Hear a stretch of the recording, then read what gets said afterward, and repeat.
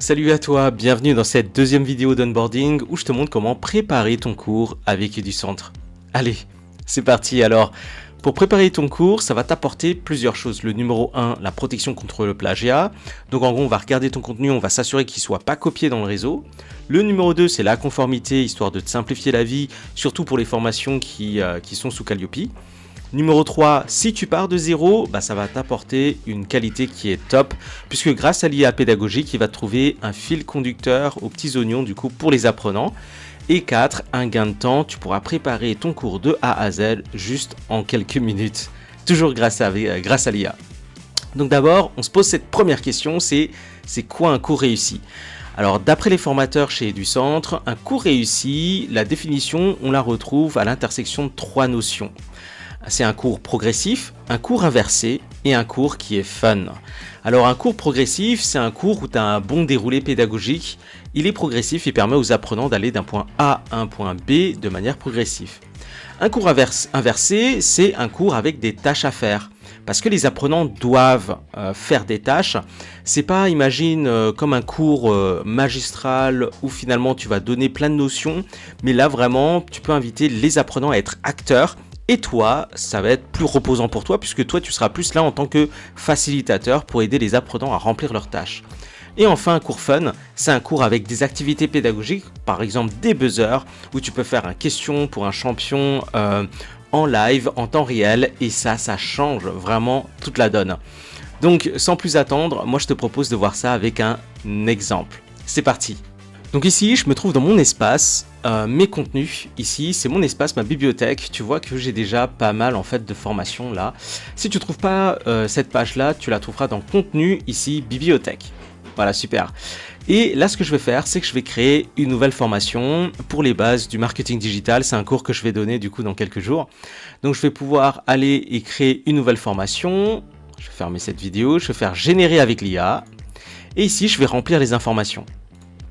La description, elle est facultative, mais plus je mets en fait de précision, plus du coup AIT va permettre du coup de trouver un fil conducteur qui te plaît à toi et aussi aux apprenants. Là pour l'instant, je vais rien mettre. Ensuite, je vais mettre du coup que ça va se dérouler en présentiel sur 2 jours et je vais tout simplement cliquer sur suivant. Je vais devoir remplir ensuite les prérequis et les objectifs pédagogiques. Et voilà, une fois que c'est rempli, je vais pouvoir tout simplement cliquer sur générer la formation. Ici, là, AIT travaille pour me trouver un bon fil conducteur avec des modules que je pourrais sélectionner ou désélectionner. Par exemple, ici, il me propose une introduction au marketing digital avec un objectif pédagogique, un syllabus détaillé et également des idées d'ateliers à faire avec mes apprenants. Donc super! Il me propose du coup plusieurs modules. Pour pouvoir les sélectionner, donc ceux qui m'intéressent, je vais pouvoir cliquer dessus et du coup, je vais avoir une bordure verte. Voilà, je choisis.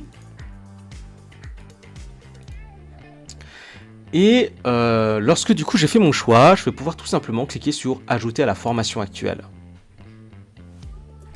Et voilà, mon déroulé pédagogique est prêt. Maintenant, ce que je vais faire, c'est que je vais calculer un volume horaire pour chacun des modules. Donc je vais pouvoir cliquer sur calculer les durées, dire que ça va durer 2 jours et cliquer sur ajuster la durée des modules. Et voilà, il m'a ajusté du coup la durée des modules. Là, je vais pouvoir enregistrer.